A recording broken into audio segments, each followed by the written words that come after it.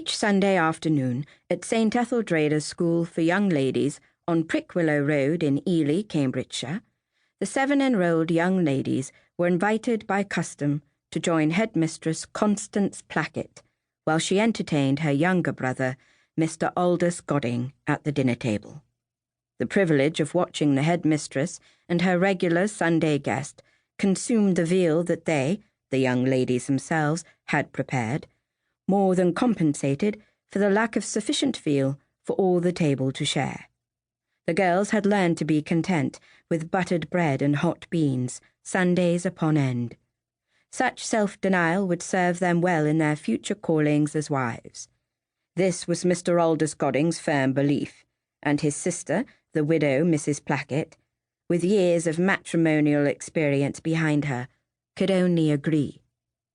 On one particular Sunday evening in May, midway through the meal, Mrs. Plackett sopped her plate with her bread, took a bite of it, and let the morsel fall to the floor, whilst her head lolled back upon her shoulders, and her eyes gazed blankly at the ceiling.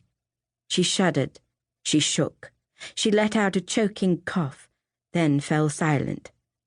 "What's the matter, Connie?" her brother demanded between mouthfuls. "Speak up, woman. It isn't decent goggling about like that. Pass the pepper, missy."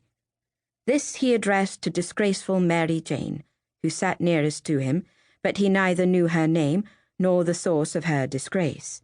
All the young ladies were missy to him. Disgraceful Mary Jayne passed the pepper.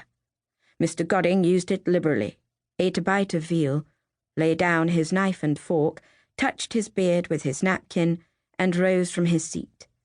He made his way around the table to where his sister sat, raised his arm to thump her back, then choked, clutched his throat, fell forward, and landed on the floor with a thud that reverberated up the legs of the chairs upon which the 7 young ladies sat.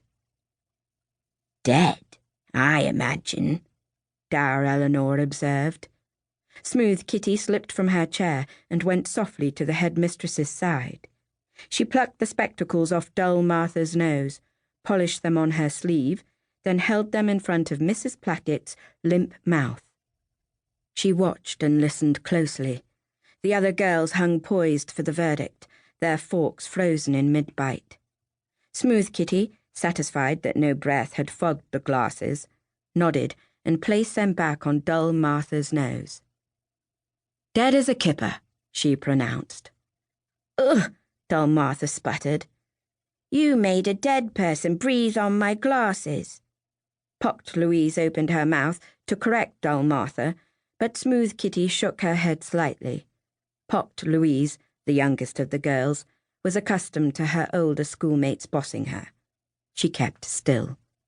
Dear Roberta covered her face with her hands. "But this is awful. Hadn't we ought to call Dr. Snelling?" "Bit late for that," dour Eleanor responded.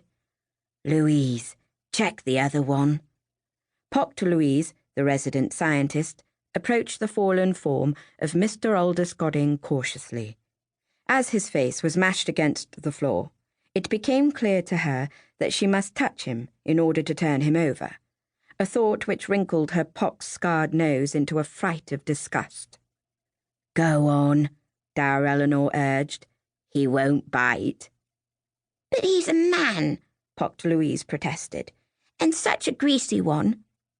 "Don't be a ninny. Of course he's a man," snorted disgraceful Mary Jayne. "Believe me, there are many far better."